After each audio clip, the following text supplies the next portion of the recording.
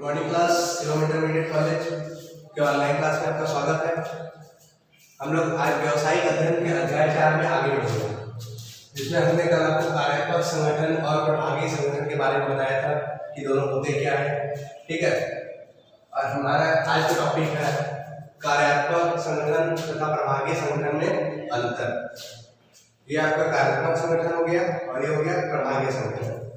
पहला इसमें जो इसकी रचना होती है कार्यों के आधार पर होती है, अर्थात क्या कार्यात्मक संगठन के नाम से ही आपको क्लियर होना होगा कि कार्य के आधार पर संगठन। ठीक है, तो ये बोला जा रहा है कि इसकी रचना अर्थात इस कार्यात्मक संगठन का जो निर्माण होता है, इसकी जो रचना होती है वह किस आधार पर होती है?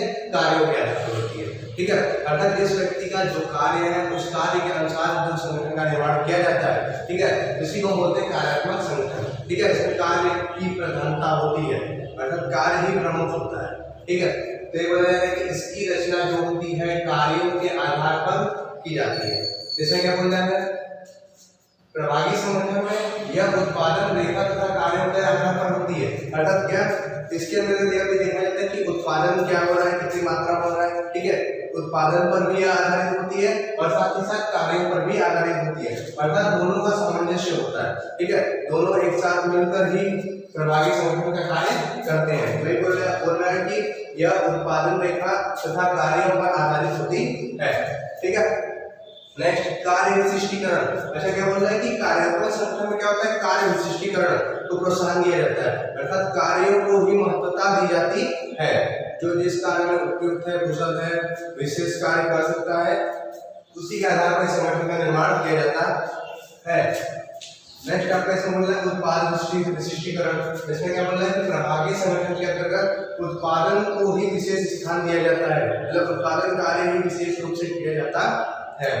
ठीक है, नेक्स्ट आपका है क्या? विभाग का उत्तरदायित्व निर्धारित करना कठिन है। ठीक है, इसमें क्या बोल रहा है? कार्यात्मक संगठन के अंतर्गत जो विभाग है, अर्थात कई विभाग बटे होते हैं, उसी को विभाजित करते हैं, विभाजित करने के बाद प्रभागी संगठन बन जाता है। ठीक है, तो ये बोल रहा है कि कार्यालय के कार्यात्मक संगठन के अंतर्गत जो विभाग होते हैं उनका क्या क्या उत्तरदायित्व होता है, क्या उनकी रिस्पॉन्सिबिलिटी होती है, लायबिलिटीज होती है। ठीक है, ये इसका निर्धारण करना जो होता है बहुत ही कठिन होता है। ठीक है, क्योंकि कार्य का विभाजन हो जाता है और अलग अलग विभाजन होने के पश्चात सबके उत्तरदायित्व बढ़ जाते हैं, जिस कारण से इसका पता करना कठिन हो जाता है कि किसका क्या कार्य होगा। ठीक है, तो ये बोल रहा है कि इसके अंतर्गत विभाग का उत्तरदायित्व निर्धारित करना कठिन होता है, अर्थात कौन सा विभाग कौन सा कार्य करेगा।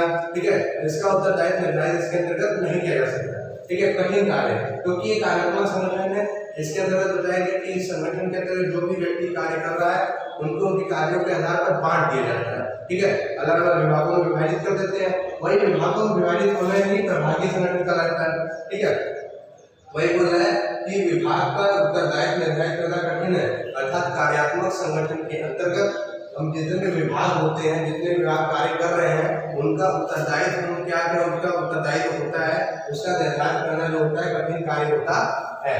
इसमें क्या बोला जा रहा है कि उत्तरदायित्व निर्धारित करना सुगम होता है, अर्थात क्या प्रभागी संगठन में क्या होता है? अब कार्यात्मक संगठन में विभाग का विभाजन हो जाता है। ठीक है, विभाग जो होता है विभिन्न प्रकार के बढ़ जाते हैं, उसके बाद क्या होता है? जो विभाग बढ़ जाते हैं और इसमें आ जाते हैं तो ये प्रभागी संगठन कहा जाता है। ठीक है, तो बोल रहे हैं प्रभागी संगठन के अंतर्गत विभागों का उत्तरदायित्व निर्धारित करना सुगम मतलब सरल होता है। ठीक है, क्यों सरल होता है?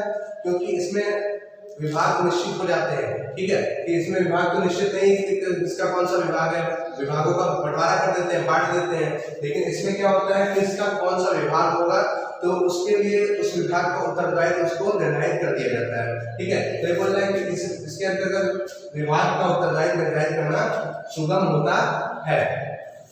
नेक्स्ट आपका क्या है? प्रबंधकीय विकास कठिन होता है। ठीक है, इसका प्रबंधकीय विकास कठिन क्यों होता है? क्योंकि कार्यात्मक प्रबंधक एक होता है, ठीक है, जो कि कार्यात्मक प्रबंधन संबंधित सभी कार्यों को करता है, लेकिन यह कार्यों को करने के बाद क्या करता है?